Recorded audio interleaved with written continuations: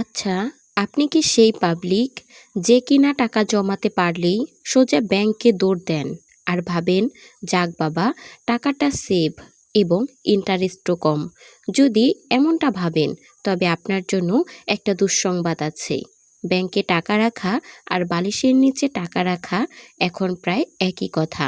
কারণ ব্যাংক আপনাকে বছরের সুদ দেয় মাত্র 6 থেকে 10%, আর বাজারের পেঁয়াজ মরিচ থেকে শুরু করে সব জিনিসের দাম বাড়ে 14 থেকে 16% হারে।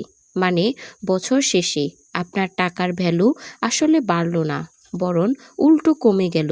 সহজ কথায়, আপনি প্রতি বছর একটু একটু করে গরিব হচ্ছেন। তাই আজ আমি আপনাদের এমন 5টি জাদুর কাঠি বা সম্পদের কথা বলবো, যেগুলো আপনার পকেটকে সবসময় ভারী রাখবে। তো চলুন গরিব থাকার দিন শেষ করি। প্রথমে আসি সেই জিনিসে যেটা দেখলে আপনার আমার সবার চোখ চকচক করে। সেটা হলো সোনা। রাজা বাদশাদের আমল থেকে এটা চলে আসছে। টাকার মান কমতে পারে, সরকার নোট বাতিল করতে পারে, কিন্তু সোনার দাম এটা রকেটের মতো শুধু উপরেই ওঠে। তবে সাবধান, ইনভেস্টমেন্ট মানে কিন্তু গার্লফ্রেন্ড বা বউয়ের জন্য সোনার গহনা কেনা নয়। এটাতে মেকিং চার্জই আপনার সব শেষ করে দিবে। ইনভেস্ট করলে হলে কিনুন গোল্ড বার্ড, কয়েন অথবা ডিজিটাল গোল্ড। বিপদের দিনে এটাই আপনার আসল বন্ধু হবে। দ্বিতীয় সম্পত্তি হলো আপনার রিয়েল এস্টেট বা জমি। দুনিয়ার জনসংখ্যা এতটাই বাড়ছে যে নতুন করে তো আর কোনো জমি বানানো হচ্ছে না। তাই ডিমান্ড বাড়ছে, কিন্তু সাপ্লাই ফিক্সড। আর ইকোনমিক্সের সাধারণ সূত্র হলো এটার দাম বাড়বেই। এখন আপনি বলবেন, ভাই, আমার পকেটে তো মশা ঘুরঘুর করে, তাহলে আমি কিনবো জমি? আরে ভাই, টেনশন নিচ্ছেন কেন? এখনকার যুগে হাজার হাজার মানুষের সাথে মিলে মাত্র 5 থেকে 10 হাজার টাকা দিয়েও বড় বড় বিল্ডিংয়ের মালিকানায় শেয়ার কেনা যায়, যাকে বলে রিচ বা আইআরটি।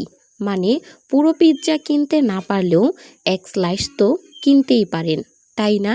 নাম্বার 3 উপায়টি শুনলে অনেকে হার্ট অ্যাটাক করতে পারেন। সেটা হলো শেয়ার বাজার।